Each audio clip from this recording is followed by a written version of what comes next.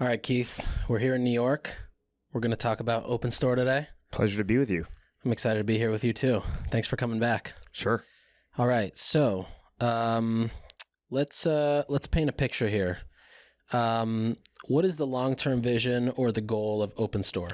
So the long-term goal of OpenStore is to allow for serendipitous discovery and shopping online. So many people buy things that they didn't know they need, but they go typically to retail stores. We're in Soho in New York when I'm here, and I go around, I wander around, and almost nothing I buy was planned or intentional.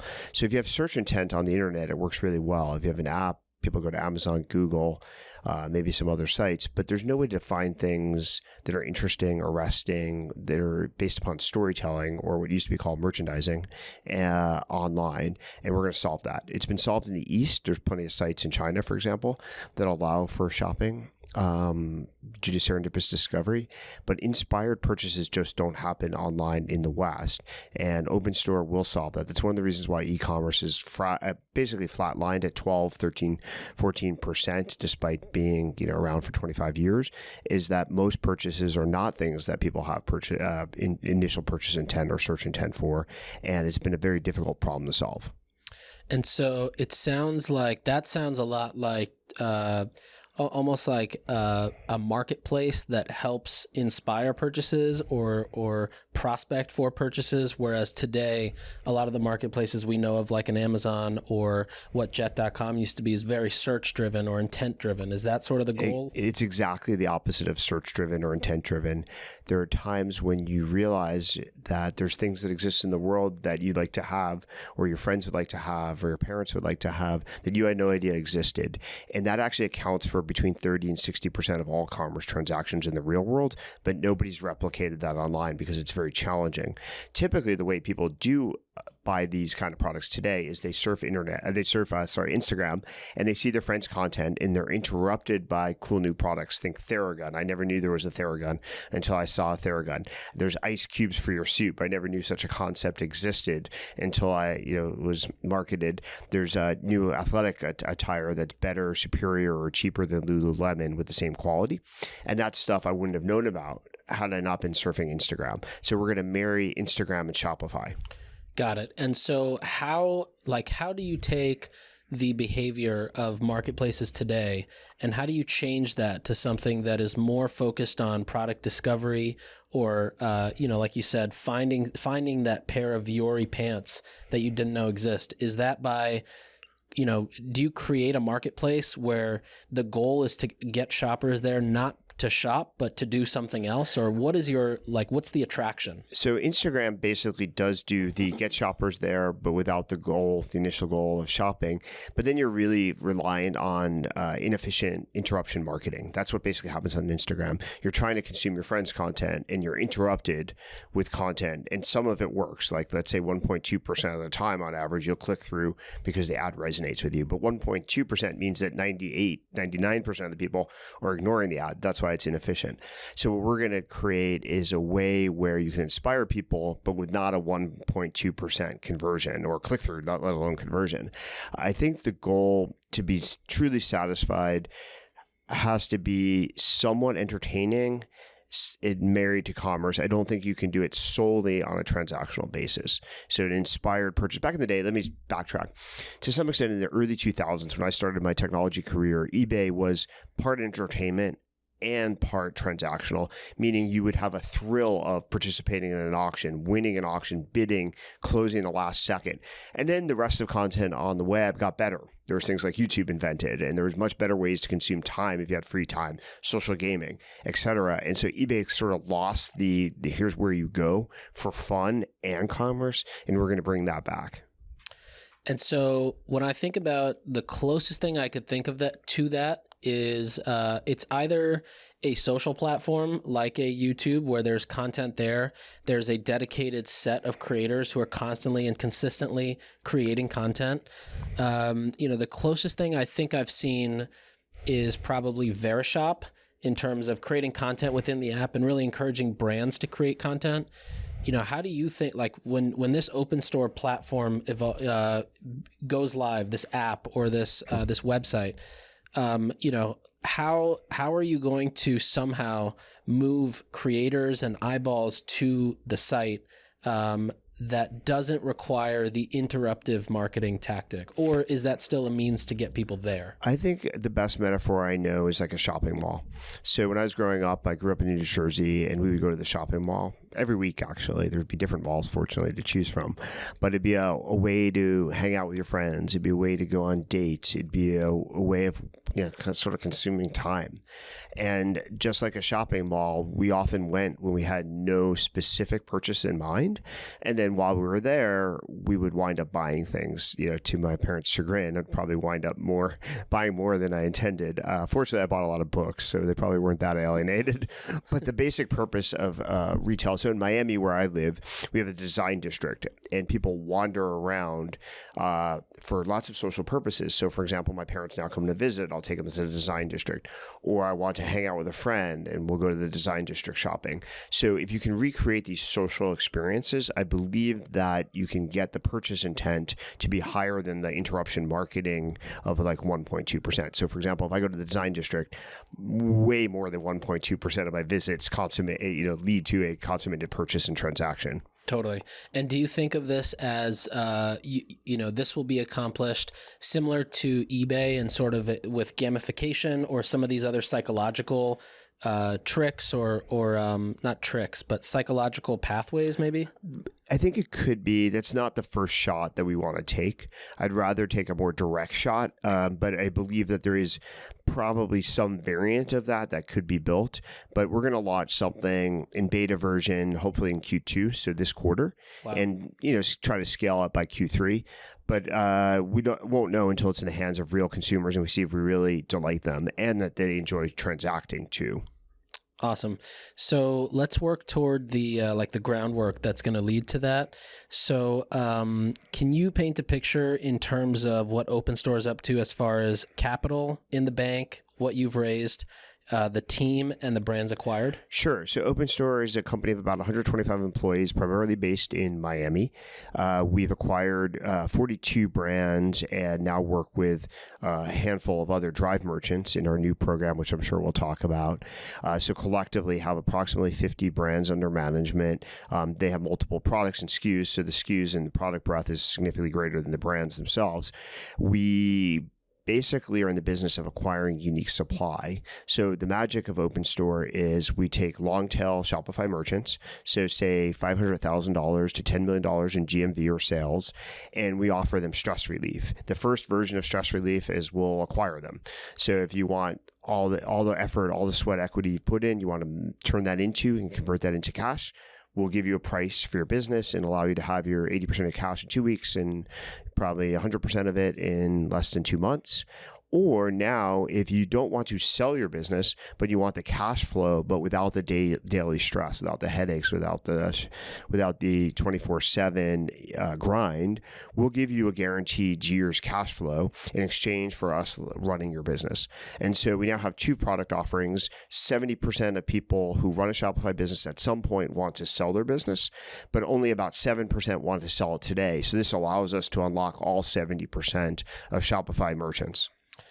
That's interesting. It's like taking the inefficient marketing and figuring out another problem for it. Exactly. So we've noticed that people have different times, just like it's a house. Not everybody wants to move out of their house today, but over 7 years, a huge fraction of people do move. So we noticed that not everybody was in the market to sell immediately, but they don't want to run their Shopify store forever. They don't want to run it for 40 years. They don't have a family member to take over the business. So that's what we provide is liquidity, and will now drive, sort of on autopilot your business for you.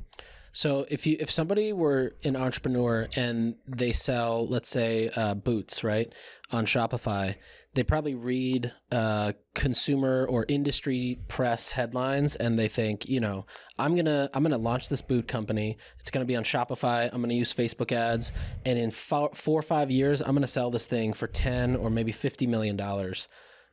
Obviously, I think that is super unrealistic. How unrealistic is that from what you've seen acquiring all these businesses? So there's approximately 2 million folks around the world who've started a Shopify store. My estimate is that about 30,000 of them break $1 million in sales. Wow.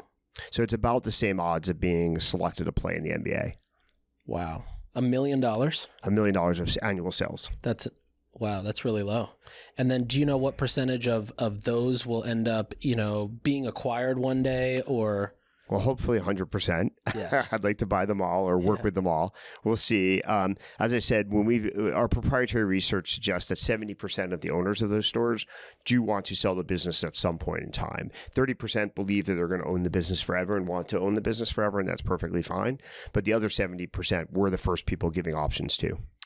And let's say out of 100% of the businesses you buy, do you have a goal metric of how many will cross they'll go from $500,000 to $1 million to 5 million, 10 million, 100 million? Do you have goals for percentages there? No, when we value a business, we extrapolate from last year's data basically, or the historical track record, and we project forward a year or two. But each business has a very different trajectory. Some are, for example, at $1 million and still growing rapidly. Mm-hmm. Some are at $1 million and are flatlining. Some are even decreasing in sales. So all of those have different potential. So you mentioned proprietary research that OpenStore does on a consistent basis. Were there any big insights you've uncovered that led to then launching Drive? No. What I realized with Drive was that there is a lot of stress in running a business, but not everybody wants to sell it. And it's emotional to sell your business. I think that was probably the biggest insight, is that a sale of a business you've built is both a financial transaction and an emotional transaction. And by launching Drive, we were able to focus on the financial transaction without a lot of the emotional baggage. And so we were able to solve for the biggest part of the market. Got it. And you mentioned, or at least on the site, 10% of revenue is the fee. 10% of, actually right now it's 10% of profits. Okay, so 10% of profits. How are you making money on that? And who's putting up the capital for ad spend, for, producing ad creative, all that kind of stuff? So we spend all the money on customer acquisition, retention marketing, video creative once we take over and drive your business. So you don't have to do anything, literally nothing. And then you agree to sign a year contract, and then you have the right to take the business back at the end of a year, or you can continue, or you can sell the business as well. We will still acquire the business if you're interested in the price. So fundamentally, we have a lot of economic, sort of upfront investment in running the business, hoping that it pays dividends over time. And I would say that you're right implicitly that the 10% of profits is too low a permanent price, but I wanted to get a feel for, I wanted people to get exposed to the value proposition. It's a fairly new and novel value proposition, so we didn't want to overprice it, but this is kind of a beginning price. People who take advantage, merchants, brand owners, Shopify businesses who take advantage of it now will be very happy. Totally. And who is your ideal brand in Drive? Like, tell me about AOV, tell me about margins, tell me about customer acquisition costs, tell me about product category or supply chain efficiency. So we endeavor to mirror the entire horizontal breadth of the Shopify ecosystem. So that can be apparel. So we're 43% apparel. I believe Shopify is 40% apparel. We have drones, electronic drones, which are obviously very different. We now have our first supplement product that we're closing right now. So we really want the breadth. We have furniture. We have apparel that appeals to children.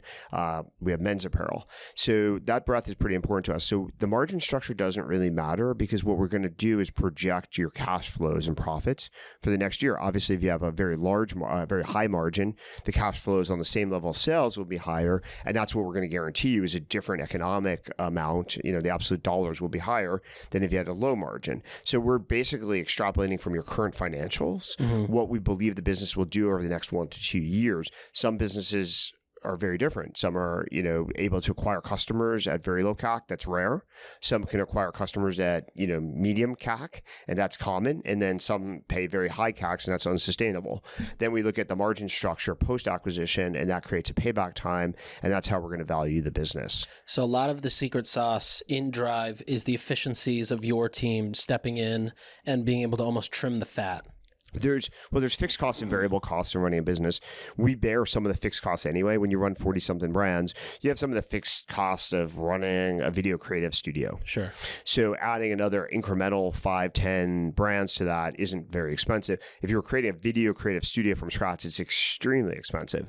Secondarily, we have the money in the bank. We raised about $154 million in equity, and therefore we can figure out what the optimal spend is.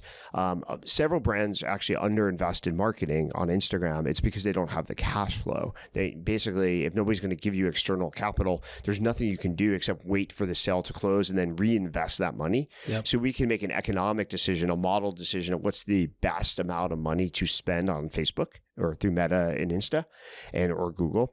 And some businesses can grow faster with a very prudent, very rational payback period, but the initial owner just didn't have the cash in his or her bank account and so couldn't really invest that much.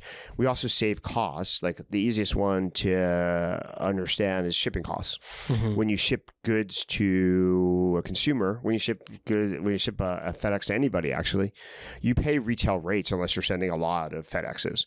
If you send 1 million FedExes a month, guess what? You don't pay the same cost that you and I pay when we send out a FedEx. So as we have more scale, the marginal cost of us per shipping package goes down, which means we can effectively make more money per unit because we're no longer paying off-the-shelf rack rates. We're getting volume discounts. Right. Volume discounts are extremely common in shipping, the long-tail businesses just don't have access to it. Totally. One last question before we dig deeper. Does this mean that when you acquire a brand, or not acquire, but either when you acquire or mainly on Drive, does this mean that now my Klaviyo account shuts down and gets merged into yours? My 3PL is no longer needed. It's under your 3PL contract. Like, what are all the pieces that move as soon as I sign that contract for Drive? So on acquisition, all of that's true. Drive works extremely similarly. There is one caveat that sometimes we will leave the inventory in your current 3PL. Our system can integrate with many 3PLs. So that's on a case-by-case basis, just on inventory with 3PLs. In acquisitions, we're always going to move the inventory, but in Drive, it's a little bit more flexible. But on other plugins and service providers, buy now, pay it later, Klaviyo and stuff like that, it'll be transferred. When we chatted last time, you mentioned that 70% of OpenStore brands sales come directly from Facebook. Is a part of the vision with OpenStore in the future to lessen that number? I would like to absolutely reduce the dependence on Meta, Facebook, Instagram, but you need scale. At the end of the day, we're in a scale business. Direct-to-consumer is a scale business, and there's not that many platforms and options in the real world today to offset the scale of Instagram. Now, I hope over time that, let's say we have 40 million buyers using our app every day or every month or every week, we may not have to pay that Instagram tax. Yeah, it makes sense. All right, so digging deeper now into the behind the scenes of Drive, how many people are dedicated to Drive brands specifically versus the 40 plus brands that OpenStore owns and operates? It's a great question. Right now, virtually nobody, because we've had to build a customer support operation, a retention marketing operation, a customer acquisition engine, a video studio. And so the way we think about it is we basically have 5 or 7 component pieces of our revenue org that run brands. And so we just plug in the Drive brand into the 7 functional units that are all experts in the subject matter of video creative, testing video, creating new creative, retention marketing, adding an iOS app, for example. Like none of the brands we acquired had their own app. Mm-hmm. We will give them their own app, and that helps with retention marketing, notifications, etc. Sometimes lifts conversion too. And for example, even with the apps, are these things are these capabilities you're building from scratch, or you leverage a partner like a Tapcart to figure out how to build an app template and scale that and apply it across 40 brands? We actually build iOS apps in-house now every time. There's some unique benefits of actually an authentic, truly unique iOS app. Amazing. Okay, so with 40 brands, 125 employees, that's roughly 3 employees per brand. Obviously, some are going to be HR, legal, finance, C-suite. What do these 3 employees per brand do, or is it set up differently? It's set up by functional expertise. So think about let's talk about customer acquisition. So we have a customer acquisition team, and even within that customer acquisition team, there'll be someone who's an expert on paid social. There'll be someone who might be an expert in, let's say, Google. There might be someone who's an expert we don't quite have yet in SEO. There'll be someone who's an expert in other channels. And then there's a video creative team that creates and feeds creative to all of those teams. So we organize by skill set and craft and try to be excellent in the crafts. Got it. And so it sounds like there's basically pods that operate within OpenStore. You have a direct response pod, you have a brand pod, you have a design pod. How many people are within these pods? If somebody is saying, okay, I'm making $2 million a year, I'm going to hand my business over to these guys. How much attention am I getting as a business? Probably 60% of the company works in these pods. So we have a fulfillment team, minimizes the shipping cost, minimizes the storage cost of the 3PL. As we have more scale of the 3PL, we get better terms too. So we have a lot of expertise. If you looked at the profiles of these people, the people running fulfillment, supply chain stuff have been doing this for 10, 20, 30 years at very interesting companies. Almost all of them worked at Amazon at some point, interestingly enough. I think if you were to think 12 months out from now and you have, let's say, triple the amount of brands using Drive than OpenStore, what is the difference in the makeup of the teams, one that's running Drive and one that's running your owned and operated brands? I don't think there'll be much difference. We'll find out. I mean, one of the lessons every time you launch a new product is there's things that you learn and things you want to double down on. So we'll see. Right now we have an account management function that works with Drive merchants that probably wouldn't exist with brands, but we'll see what we need or what differences emerge. But we're hoping that basically we can use the investments in technology.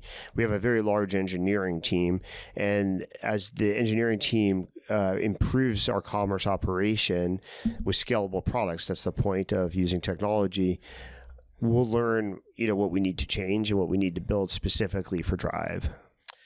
How do you think your assumptions about some of these brands could be wrong?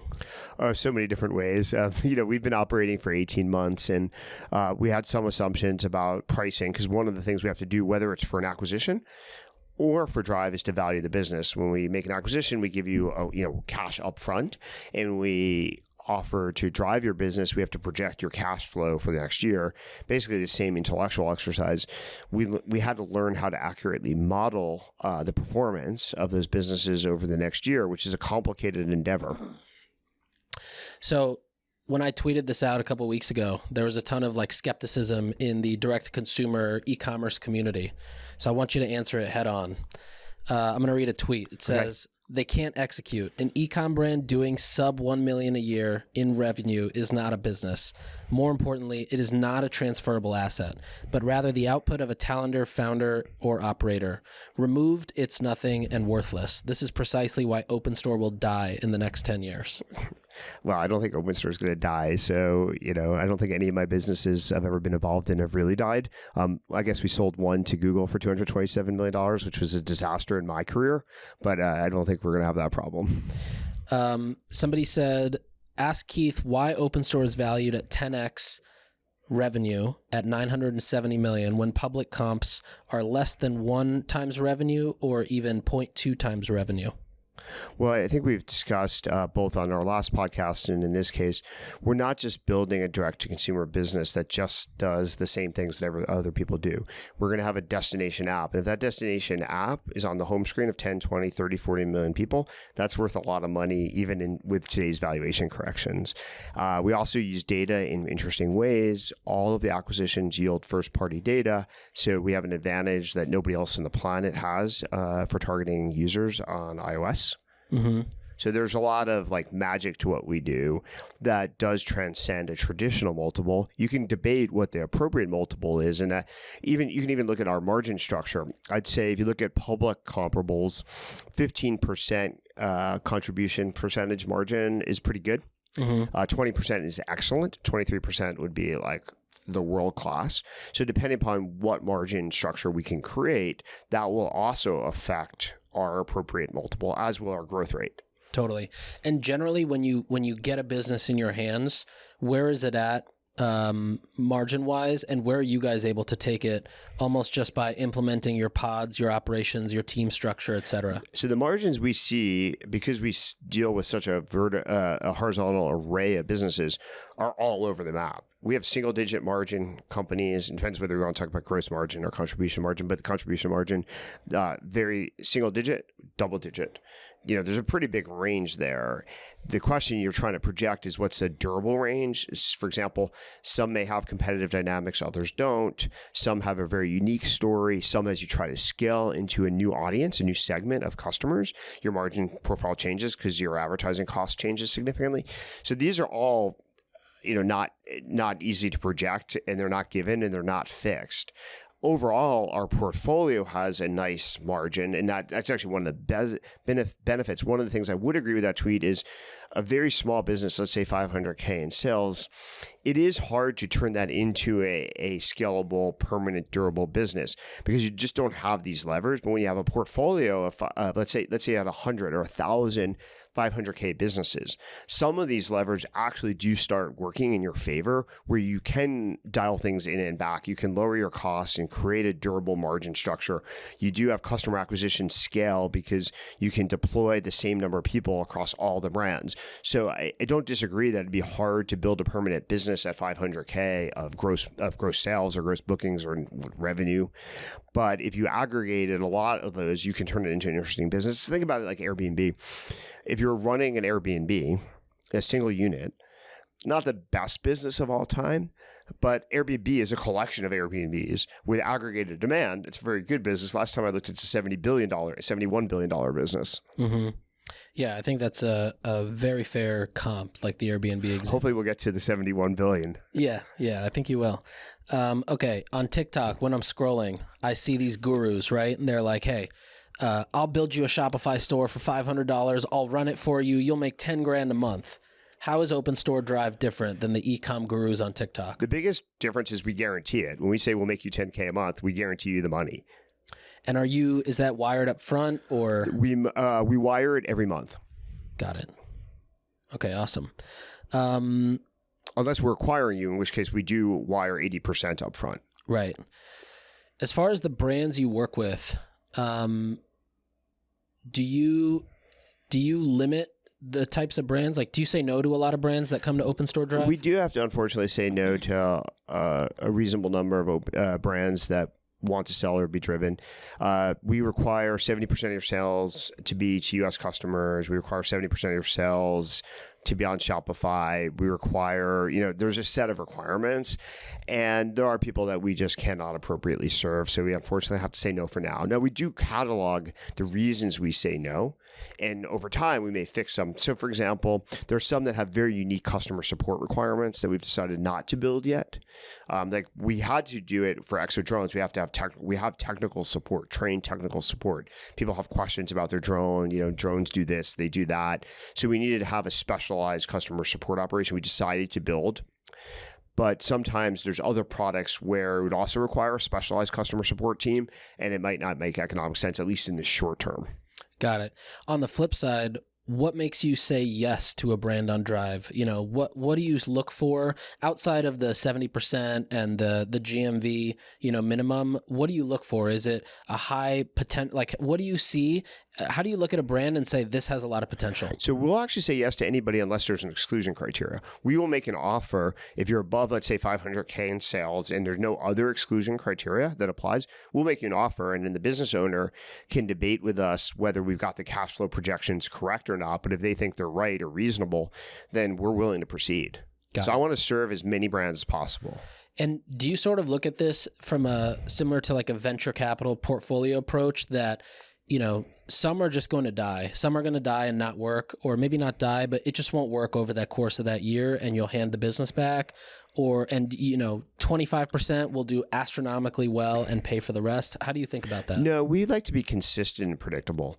So for every brand we work with, whether we acquire them or we're driving them, we want the performance to be on par with our pricing and valuation model. We're not looking for outliers. It doesn't really work. The venture model works because there's such uncapped asymmetric upside in technology companies. Like Apple can be a $2 trillion company. Airbnb can go in 10 years from zero or minus zero probably to $71 billion.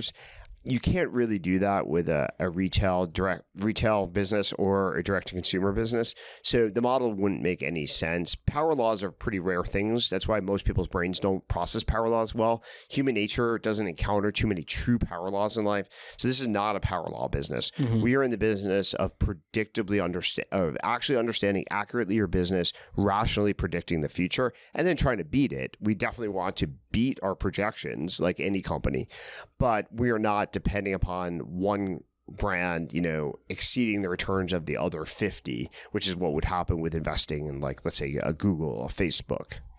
So OpenStore Drive, is that is just online focused marketing, or are you also then figuring out how to get them in marketplaces, e-retailers, and even in-store retail? On a few exceptional occasions, we've taken products that we've acquired historically and distributed them either through other marketplaces or potentially into retail. We're working on one right now. I think that's still a little bit off of our core strategy, and there has to be exceptional reasons in the short term why we would do that. Now, once you've made the investment to, let's say, get your drones into retail, it may be easier to then take other products and put them into retail because you've already have the team that knows how to do this. You already have all the mechanics are ironed out. So the first time we sell some inventory, for example, on Amazon. The first time you do that, there's a lot of effort that goes into that. The second time it's a lot easier. The third time it's a lot easier. So you may see us do more of things we've done on an ad hoc basis. Totally. Now, with OpenStore acquisitions and OpenStore Drive,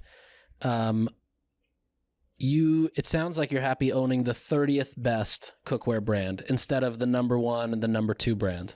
Is that right? Well, I think, yeah. I actually think that long tail products are better than a lot of mainstream products. So, for example, we have a brand called Jack Archer, which is very successful. Jack Archer is basically, call it Lululemon quality apparel at 2/3 the cost. So I think it's a better value proposition for most Americans. Not everybody can just pay $86 for an expensive Lululemon t-shirt. And so we can deliver the same materials, same quality, same fit at 2/3 the cost, which is probably better for at least 2/3 of the United States. Totally. What would you say to, like skeptical merchants that think, okay, I'm going to hand my website, the keys to my business over to OpenStore Drive.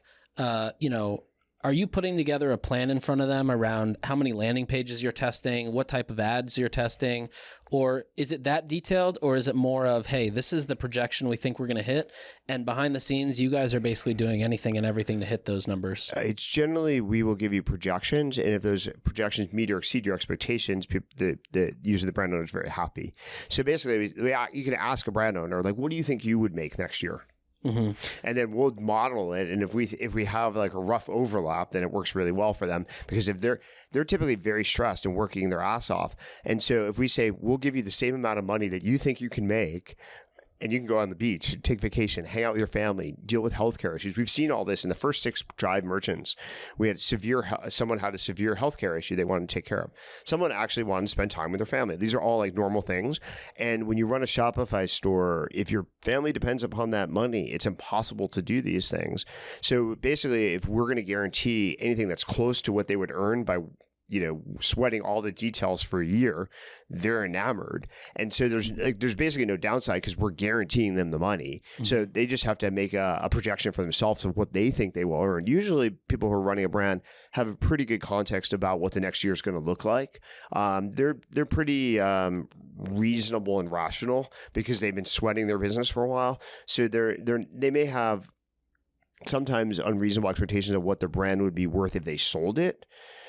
Because that's a complicated transaction, but they definitely know what their next month and next quarter is going to look like. And so when we come in and say, yeah, we agree, we'll give you that money, no strings attached, they're in heaven. Totally. Now, when let's say I have a business, it's doing $1 million a year. It's my pride and joy. I hand you the keys.